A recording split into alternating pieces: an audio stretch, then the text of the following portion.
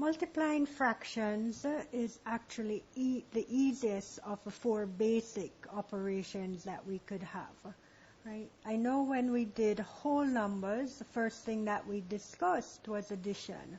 But in fractions, in order for everything to make sense, it's actually easiest to discuss multiplying fractions first and then move from there.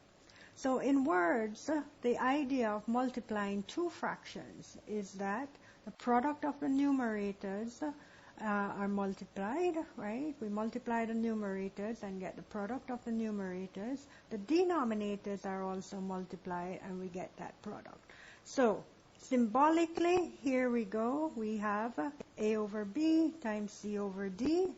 And the two numerators, which are A and C, we multiply them. And likewise, the two denominators, which are B and D, we multiply those. So if I had 1/2 times, say, 3/4. If we multiply this, what we're saying is that I should take the numerators and multiply them, and likewise take those denominators and multiply them. And 1 times 3 is 3, 2 times 4 is 8. My final answer for that product of 1/2 times 3/4 will be 3/8. Let's look at another one. So that was 1. If I looked at another one, let's say that we have 2/5 times even 3/4 again. All right. Well, no, I don't want 3/4. Not yet. Let's just take that out. Let's do 3/5. 2/5 times 3/5. What I'm going to get is 2 times 3 and 5 times 5. Right, so the numerators multiply, the denominators multiply. I end up with 6 over 25, and now this is my answer. Okay. Let's move down and do a little bit more. What does it really mean to multiply? Well, let's look at it from the whole number point of view as well as this fraction point of view. And let's say 1/2 times 1/3, right? And let's even do another, versus 1/2 times 2/3.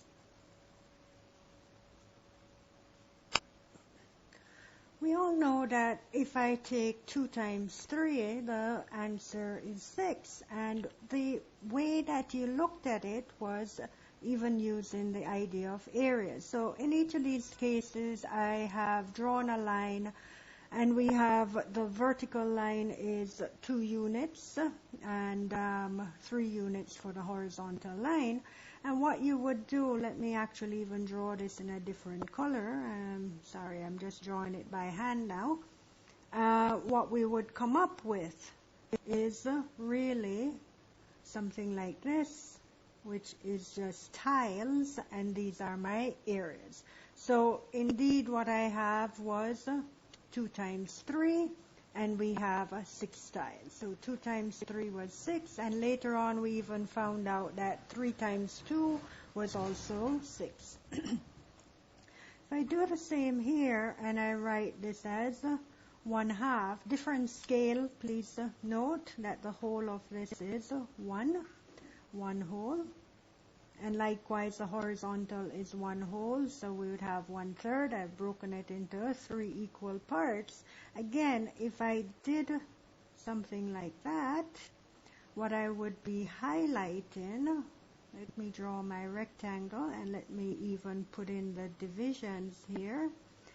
And let me also go back to what we have.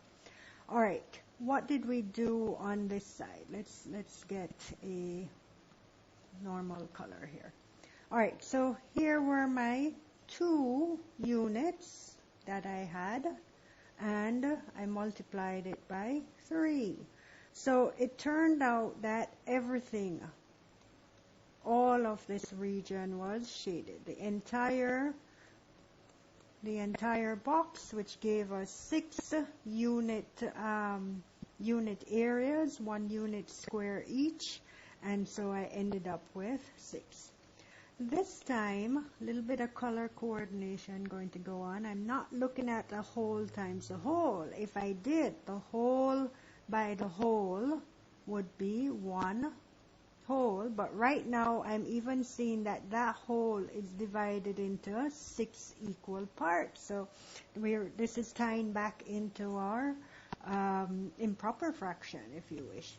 All right, but let's look at the region that I want. Let's even give this a nicer color. And let's take this 1/2 is here, and the 1/3. The 1/3 I'm looking at only those. Now, despite me finding all these 6, the region that will be covered, that both of them will cover, is right there. Right?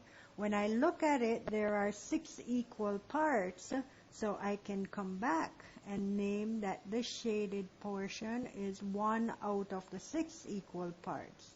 So the product, 1/2 times 1/3, is really equal to 1/6.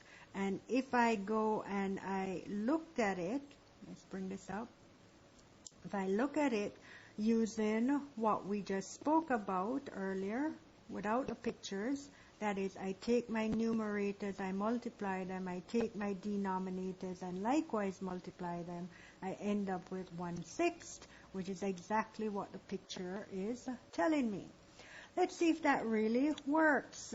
All right, so let's go back. Same thing here. I'm going to multiply 1/2. Here's my 1/2. Why isn't it showing up? And so we have 1/2, and I'm going to multiply that with 2/3 this time. It's going to be a little bit different, but it's going to come into something else that I want to do. Let me finish out my little rectangle that I'm making. So this was 1/2.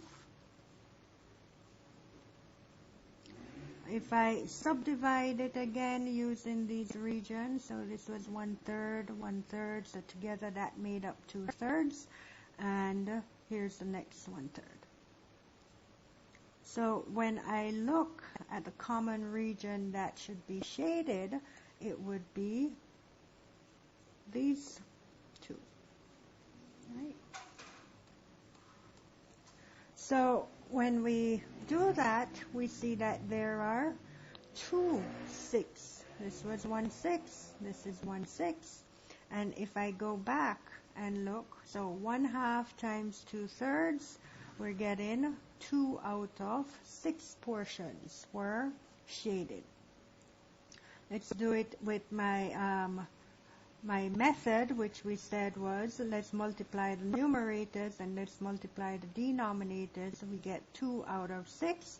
Later on, we're going to talk about reducing this and writing it in its lowest form as 1/3. So there will be something, our next lecture or topic, we'll be looking at equivalent fractions. All right?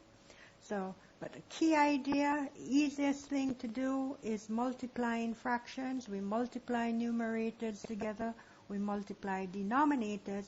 We don't even care if we have something like this with 3 sets of numbers. 1/3 times, say, 2/5. I'm going to do it so we don't have to reduce anything. Right? If I were given this question a little bit higher for some of you, well, we would work out the first part. And let's see what we get here. The number is 2 out of 15. And denominator and numerator, I'm multiplying that. So I found an equivalent fraction for this product. And we end up now 2 times 4 in the numerator, 15 times 7. I know that's a little bit large for some of you, but 7 5s 35, carry the 3, 7 1 7, and 3 10. Right? So 15 times 7, if I did a little rough work, would be here. 7 times 5, 35, carry the 3, 7 1 7, 7 plus 3 is 10. So my final answer is 808 out of 105 equal parts. Right? So multiplication, quite easy. Before we end, let's look at multiplying a whole number and a fraction. Do remember that whole numbers, symbolically we write it A can be equal to A over 1. So in converting any whole number to a fraction, all we're going to do is put its denominator as 1. So come in here, 5 becomes 5 over 1, and I bring down my 3 over 16. And continuing as we did with our multiplication of fractions, our numerator is 5 times 3, or denominator 1 times 16, and I end up with 15 over 16. That's our final answer. If we even should venture back and look at something we know already, 2 times 3 is 6. Let's write this as a fraction. As a fraction, 2 is the same as 2 over 1. 3 is the same as 3 over 1. And based on what we just did, we multiply our numerators, we multiply our denominators, we end up with 6 over 1. But 6 divided by 1 is simply 6. So indeed, I get the same thing as we did when we were multiplying whole numbers. So it's nice to know that this method of multiplying fractions carries over, or is still true, from nice whole numbers.